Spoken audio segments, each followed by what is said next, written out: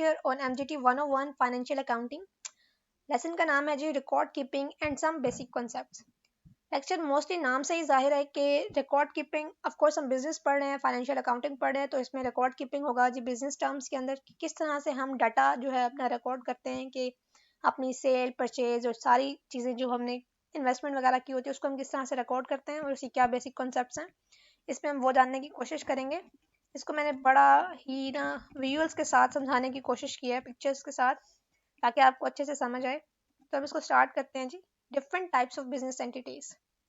यहाँ पर दो टाइप्स ऑफ बिजनेस मेंशन किए गए हैं इस चैप्टर में, profit oriented business and non profit oriented business. पहले तो हमें ऑफ कोर्स पता है कि जहाँ ये बिजनेस का वर्ड आता है हमारे जहन में तो यही ख्याल आता है कि प्रॉफिट होगा, इसमें पैसे आएंगे जी, मजे हमें इसी चीज़ का पता है। पर यहाँ पे कुछ बिजनेस ऐसे भी होते हैं कि जो नॉन प्रॉफिट ओरिएंटेड होते हैं, उसको हम बाद में पढ़ेंगे कि वो क्या होते हैं। यहाँ पे जी प्रॉफिट ओरिएंटेड में है जी कमर्शियल ऑर्गेनाइजेशंस, जैसे कि सोल प्रोप्राइटरशिप बिजनेस होते हैं, पार्टनरशिप बिजनेस होते हैं, या लिमिटेड कंपनीज जो भी स्टॉक एक्सचेंज वगैरह, मैंने लास्ट चैप्टर में हम ये पढ़ चुके हैं इनको डिटेल से। तो ये होते हैं जी प्रॉफिट ओरिएंटेड बिजनेस। जैसे समझ रहे हैं वो लास्ट चैप्टर में जाके इसको देख ले। नेक्स्ट होते हैं जी हमारे पास नॉन प्रॉफिट ओरिएंटेड बिजनेस, यानी कि नॉन कमर्शियल ऑर्गेनाइजेशन, जैसे कि एनजीओ हो गई, ट्रस्ट हो गई, सोसाइटीज़ हो गई, जैसे कि हमारे यूनिवर्सिटीज़ के अंदर भी डिफरेंट सोसाइटीज़ होती हैं, वो बनाई जाती हैं ताकि लोगों को हेल्प की जा सके। This is all is non, जो वॉलंटरी बिजनेस हम कर रहे होते हैं बेसिकली, या हम लोग समटाइम इंटर्नशिप वगैरह कर रहे होते हैं, वो सारे नॉन प्रॉफिट में आ जाते हैं।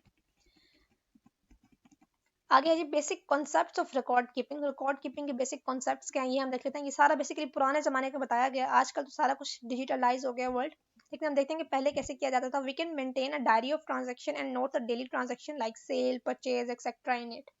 कि हम एक डायरी बनाते हैं जिसके अंदर हम सारा कुछ लिख लेते हैं कि जी सेल। अक्सर आपने देखा होगा कि अगर आप किराना के स्टोर पे जाएं, दुकानों पे जाएं, तो अभी भी लोग अपने सारी ट्रांजेक्शन जो है वो डायरीज के अंदर लिखते हैं। तो ये कॉन्सेप्ट अभी भी ऐसा है पड़ा, इसमें सारी सेल परचेज वगैरह लिखी जाती है। तो ये होते हैं बेसिक कॉन्सेप्ट। लेकिन वो कह रहे हैं कि यहाँ पे एक मसला है कि problem faced in maintaining diary of transaction. Diary of transaction को मेंटेन करने के अंदर काफ़ी ज़्यादा प्रॉब्लम्स आ रही थी, वो देख लेते हैं कि हम प्रॉब्लम्स क्या हैं। How will we come to know the income and expenses from various sources. अब हमने जो डायरी में लिखा है, लेकिन हमें उसे समझ तो आ रहा नहीं है कि उसमें इनकम कितनी आ रही है या एक्सपेंसेस हमारे कितने लग रहे हैं। क्योंकि जब आप एक डायरी बनाते हो, वो आपको आगे मैं दिखाऊंगी भी सही कि वो कैसे होती है, कि उसके अंदर आपने सारी चीज़ें लिखी होती हैं, सेल भी लिखी हुई है, परचेज भी लिखी हुई है, या आपने कोई बिल पेमेंट करनी है, वो भी सारा कुछ आपने एक साथ लिखा होता है। तो उसे समझ ही नहीं आ रही होती कि भाई हमारी इनकम कितनी आ रही है, हमारे एक्सपेंसेस कितने लग रहे हैं, उसे कोई अंदाजा ही नहीं हो रहा होता। और दूसरा मसला हमारे पास आने लगा जी, we only have a sheet और page on daily transaction are listed. हमारे पास सिर्फ एक पेज या शीट होती है जिसपे हमारी डेली ट्रांजेक्शन लिखी जाती हैं, तो वो भी सारा कुछ आगे पीछे हो रहा होता है, कुछ समझ नहीं आ रहा होता। ये भी वही सेम मसला ही है। We do not know which product is selling better and which is not. Yeah, this is very important concept from nowadays. आजकल तो मोस्टली बिजनेसेस में हम ये देख रहे होते हैं कि कौन सा प्रोडक्ट ज़्यादा बिक रहा है या कौन सा प्रोडक्ट कम बिक रहा है। जो ज़्यादा बिक रहा होता है उसको हम ज़्यादा उसमें लेके आते हैं, और जो कम बिक रहा होता है उसको हम कोशिश करते हैं कि ज़्यादा से ज़्यादा कम करें उसको, ताकि हमारे पास ज़्यादा उस प्रोडक्ट की तादाद ज़्यादा हो जो ज़्यादा बिक रहा है। तो अब अगर आपने एक ही पेज के ऊपर सारा कुछ लिखा हुआ तो वहां से आपको ये भी नहीं पता चल रहा होता कि भाई कौन सा ज़्यादा बिक रहा है, कौन सा कम बिक रहा है। तो ये भी एक बड़ा मसला है। तो इसको मसले को हल करने के लिए देखते हैं हमने क्या किया। पहले तो आप ये देख लेना डायरी ऑफ ट्रांजेक्शन कैसे बनाई जाती है। ये देखें, sold 5 numbers of items A, 5 number of item A बिकी हैं जी 1000 रुपए की। Purchase 10 numbers of item B, 15,000 की आइटम बी हमने खरीदी है। Sold 1 number of item C, 2000 की आइटम सी बेची है। फिर इलेक्ट्रिसिटी बिल पे किया है हमने, 1500 का वो आ गया। फिर नंबर ऑफ आइटम ए बेचा, ये यानी कि सारी चीज़ें सेल परचेज हर चीज़ एक ही उसमें आप लिखते आ रहे हैं। इसका कोई, जब आप महीने के एंड में इसको देखेंगे ना, तो आपको सारी खिचड़ी नजर आएगी, आपको कुछ समझ नहीं आएगी कि आपने क्या लिखा हुआ है क्या नहीं लिखा हुआ। ये देखें, telephone bill paid, salary paid, this is all rubbish. तो इसका देखते हैं कि उन्होंने अवेलेबल अल्टरनेट क्या निकाला। इसको देखते हैं कि उन्होंने क्या इसका सोल्यूशन निकाला। उसका इन्होंने सोल्यूशन ये निकाला कि one can go through all the transaction at the end of the month and note different types of transaction on different pages. उन्होंने इसका ये सोल्यूशन निकाला कि different type of transaction different pages पे लिखी जाएगी। जैसे कि अगर सारी सेल वाली ट्रांजेक्शन हैं तो वो सारी एक पेज पे लिखी जाएंगी, अगर कोई परचेज वाली हैं तो वो अगले पेज पे लिखी जाएंगी, अगर कोई हमने पेमेंट्स करनी है सैलरी वगैरह है तो वो अगले पेज पे लिखी जाएंगी। तो ये भी मसला चलो ठीक है, कुछ हद तक लग रहा है कि मसला हल हो गया। लेकिन इसमें भी अब क्वेश्चन रेज हो गया कि but what if the number of transaction is large. अगर नंबर ऑफ ट्रांजेक्शन लार्ज हो गई फिर हम क्या करेंगे? अगर हम एक पेज पे सॉर्ट वाली सारी ट्रांजेक्शन्स लिख रहे हैं तो हो सकता है कि पेज छोटा पड़ जाए और हमारी ट्रांजेक्शन ज़्यादा हो, फिर हमें नेक्स्ट पेज पे जाना पड़ेगा। वो भी एक मसला है कि अगले पेज पे तो परचेज वाली सारा डाटा आया हुआ है, तो हम उस पेज पे भी नहीं जा सकते, तो ये भी एक प्रॉब्लम आ गई। ये भी अब ये भी मसला नहीं हल कर पाया हमारा। तो नेक्स्ट देखते हैं जी, कैश एंड क्रेडिट ट्रांजेक्शन होती हैं हमारे पास। मैंने पिछले चैप्टर में भी हमने पढ़ा है कि दो टाइप की हमारे पास ऑफकोर्स ट्रांजेक्शन होती हैं। एक होती है कैश ट्रांजेक्शन और दूसरी होती है क्रेडिट ट्रांजेक्शन। और कैश ट्रांजेक्शन वो होती है कैश इन हैंड, हमने कोई चीज़ बेची है और उसकी फौरन आपको पेमेंट होगी, आपके पास पैसे आ गए। पर दूसरी एक ट्रांजेक्शन होती है जो कि अगर आप उधार में ले रहे हो, आपने अभी चीज़ तो खरीद ली है लेकिन आपके पास पैसे नहीं आए, पैसे कल आएंगे या कब अगले इन फ्यूचर कभी भी आपके पास पैसे आएंगे, तो वो भी अब एक मसला है कि अब हम उसको रिकॉर्ड तो नहीं कर सकते क्योंकि पैसे तो आए नहीं है अभी हमारे पास।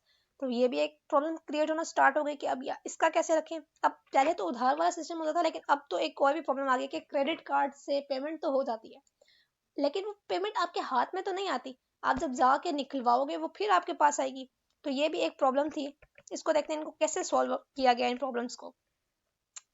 एक टर्म इंट्रोड्यूस कराई गई कमर्शियल अकाउंटिंग की। Commercial accounting is done through a system that is known as double entry book keeping. Double entry book keeping एक प्रोसेस रिकॉग्नाइज कराया गया इस सारे मसले को हल करने के लिए। तो पहले हम देखते हैं कि सिंगल एंट्री क्या चीज़ है और फिर हम देखेंगे कि डबल एंट्री क्या चीज़ है। सिंगल एंट्री अकाउंटिंग और कैश अकाउंटिंग, द अकाउंटिंग जिसमें हम सिर्फ कैश का सारी ट्रांजेक्शन रखते हैं कि इसमें सिर्फ हमारे जितना भी कैश इन हैंड आ रहा है हम उसको सारे को मेंशन करेंगे और जो भी क्रेडिट वाला है उसको हम बिल्कुल भी काउंट नहीं करेंगे। ये देखें, ये सारा उसने डेबिट वाला ये जो रिसीव किया है वो सारा उसने लिख के यहाँ पे मेंशन किया हुआ है और जो क्रेडिट वाला है उसको उसने नहीं काउंट किया एंड में। नेक्स्ट है जी डबल एंट्री वाले को देख लेते हैं हम जी, बुक कीपिंग और कमर्शियल अकाउंटिंग। डबल एंट्री में क्या है? डबल एंट्री और commercial accounting system records both aspects of transaction that is received और payment and sources of received और payment. It also records credit transaction that is electricity, recording of electricity bill और accrual of salary payments etcetera. इसमें यह है कि अगर आपने कोई चीज़ रिसीव किया है या आपने किसी चीज़ की पेमेंट किया है वो भी आप उसका रिकॉर्ड रख लेते हैं और आप उसके साथ ये भी मेंशन करते हैं कि किस सोर्सेज से आपने रिसीव किया या और किस सोर्सेज को आपने पेमेंट करनी है। ये सारा हो जाता है कैश वाला, ये भी आप उसके साथ ही लिखते हैं और साथ ही साथ आप क्रेडिट ट्रांजेक्शन को पे लिखते हैं कि आपने अगर इलेक्ट्रिसिटी बिल पे करना है या आपने किसी की सैलरीज देनी है वो भी आप साथ साथ रिकॉर्ड करते जाते हैं। ये देखें, डबल एंट्री सिस्टम, डेबिट जो आपने रिसीव किया वो भी सारा इसमें, और जो क्रेडिट जो आपने आपको गिवन है आपने देना है बेसिकली वो भी सारा इसमें आ जाता है, same value all the time. ये सारा एक सिस्टम आया बाद में, डबल एंट्री सिस्टम इसको बोलते हैं और कमर्शियल अकाउंटिंग भी इसको बोलते हैं। आगे हमारे पास नया कॉन्सेप्ट है कैपिटल। कैपिटल हमने पिछले लेक्चर में भी पढ़ा था। No business can run without money और रिसोर्सेज बीइंग इन्वेस्टेड देयरिन। अगर आप कोई भी बिजनेस स्टार्ट कर रहे हैं तो उसमें आपको जो इन्वेस्टमेंट आप कर रहे होते हैं वो होता है कैपिटल, जो भी आपने अपनी अमाउंट ऑफ मनी अर्न नहीं की लेकिन अपनी तरफ से आप जिसमें जो पैसे इन्वेस्ट करें वो होता है कैपिटल।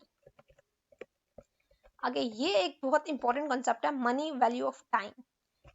अगर आप कोई भी बिजनेस कर रहे हैं और उसमें आप अपना जो वक्त लगा रहे हैं वो भी आपकी एक इन्वेस्टमेंट है। जैसे आपने ये कोट भी सुना होगा, टाइम इज मनी।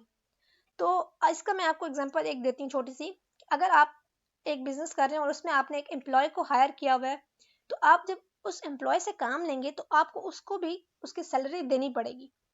लेकिन अगर आप कोई एम्प्लॉय हायर नहीं कर रहे हो और अपने बिजनेस का सारा काम खुद से कर रहे हो तो इसका मतलब यह है कि आप अगर जो काम खुद से कर रहे हो उसके लिए भी आपको अपने आप के लिए मार्जिन रखना पड़ेगा, उसका भी आपको अपने लिए प्रॉफिट रखना पड़ेगा, निकालना पड़ेगा, बिकॉज टाइम इज मनी।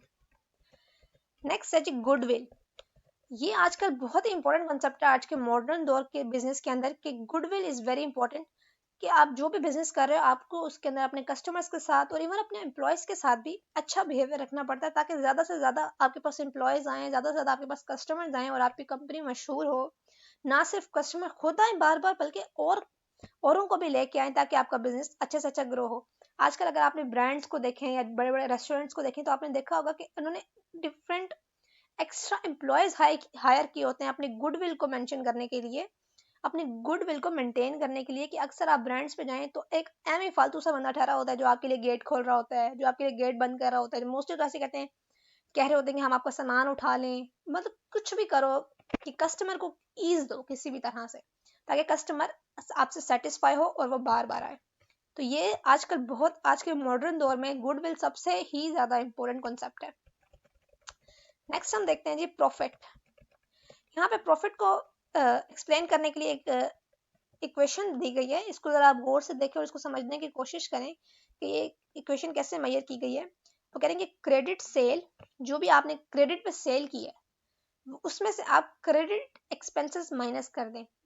अगर क्रेडिट को हम थोड़ी देर के लिए उधार समझें, इसे उधार लें, तो आपने जो उधार पे सेल की है उसमें से जो आपने उधार पे जो एक्सपेंसेस देने हैं, जो आपके बिजली का बिल है या जो भी आपके एक्सपेंसेस ठहरे हुए हैं आपने वो देने हैं, वो उसको आप माइनस कर लें। प्लस आप करते हैं जी cash sale minus cash payment. जो कैश आपके पास आया, कोई भी आपने प्रोडक्ट बेचा और उससे जो आपके पास पेमेंट आई है उसमें से आप कैश पेमेंट यानी कि कॉस्ट को माइनस कर दें। तो इन दोनों का जो प्लस करके जो रिजल्ट आएगा वो होगा आपका प्रॉफिट। तो इसको आप खास तौर पे याद कर लें इस इक्वेशन को। This is very important equation, ये आपके पेपर में सॉल्व करने के लिए भी दी जा सकती है, तो इसको आप गौर से देख लें। Next concept is budget. ये बजट मैंने लास्ट लेक्चर में भी समझाया था, ये मैं अभी भी समझा रही हूँ। ये बहुत ही इंपॉर्टेंट कॉन्सेप्ट है बजट का। आजकल सारे बिजनेस बजट पे ही चलते हैं। अगर आपने बजटिंग अच्छी नहीं की है तो you will gonna flop. Budgeting is another important aspect of business planning. The budget is made to ensure that there is at least a balance between income earned and the expenses incurred on earning this income. कि आपके income में और आपके expenses के अंदर एक जो balance है वो कहलाता है बजट। कि आपके इनकम, आपके एक्सपेंसेस कभी भी आपकी इनकम से ज़्यादा नहीं होने चाहिए। आपके पास अगर अगर समहाउ आपकी इनकम कम हो गई है और आपके एक्सपेंसेस ज़्यादा हो गए, then you will gonna suffer very badly. तो इस सिचुएशन में आपको होता है कि आपको डिफरेंट बड़े मुश्किल फैसले करने पड़ते हैं। अभी रिसेंटली आपने देखा होगा, अपने हमारे मुल्क में भी हालात चल रहे थे कि कहा जा रहा था कि मुश्किल फैसले लिए जा रहे हैं। तो ये आप, लेकिन आपको अपने बिजनेस में कभी भी ये रिस्क नहीं लेना। हमेशा ये चेक एंड बैलेंस आपने साथ बैलेंस मेंटेन करके रखना है कि इनकम और जो एक्सपेंसेस का जो बैलेंस है उसको आपने हमेशा मेंटेन रखना है। नहीं तो आपको बड़े मसले हो जाएंगे, फिर आपको लोन लेना पड़ता है या डिफरेंट पैसे लगाने पड़ते हैं और बिजनेस काफ़ी ज़्यादा सफ़र करता है इस मसले में। तो बेसिक बेस्ट तो यही होता है कि आप स्टार्टिंग में ही जब आप बिजनेस को स्टार्ट करें तभी आप अच्छे से बजटिंग कर लें, हर तरह से मैनेज कर लें, फिर आप बिजनेस को स्टार्ट करें। यहाँ पे एक बिजनेस को बजट को एक अलग तरीके से बताया गया है कि budget is an organisation plan for a future period expressed in money terms. कि फ्यूचर पीरियड में आपने क्या अचीव करना है इस बिजनेस से मनीली, और क्या आपने इसमें इन्वेस्ट करना है या इसको किस तरह से ग्रो करना है, वो सारे आपके ऑर्गेनाइजेशन के जो प्लान होते हैं वो क्या कहलाते हैं, बजट कहलाते हैं। तो ये था जी हमारा आज का लेक्चर।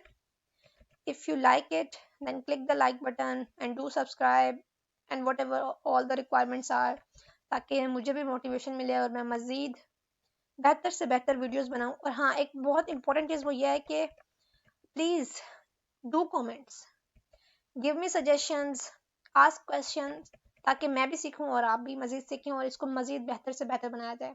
शुक्रिया, अल्लाह हाफिज़।